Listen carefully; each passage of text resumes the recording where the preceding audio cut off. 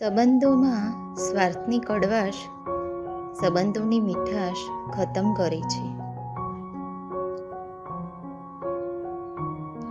જીદ હોવી જોઈએ સંબંધ નિભાવવાની સાહેબ, બાકી કોઈ ત્રીજી વ્યક્તિ સંબંધ તોડી જાય એવું બને જ નહીં.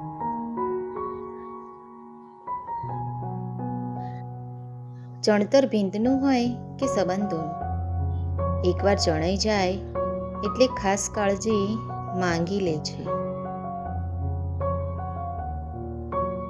કેવી રીતે ખીલશે સંબંધોના ફૂલ જો શોધ્યા કરશું એકબીજાની ભૂલ. સંબંધ અને સંપત્તિ મુઠ્ઠીભરો તો રેતી છે, અને જો વાવતા રહો તો ખેતી છે. હળવાશથી કહેશો તો કોઈની જોડે કડવાશ નહીં થાય. દિવાલ એક બાજુથી ચણી શકાય, પણ પુલ તો બે બાજુથી જ બાંધવું પડે. બસ સંબંધોનું પણ આવું જ કંઈક છે. મીઠા શબ્દોના ખાલી બે જ ટીપા સંબંધોને પોલિયો થતા અટકાવે છે.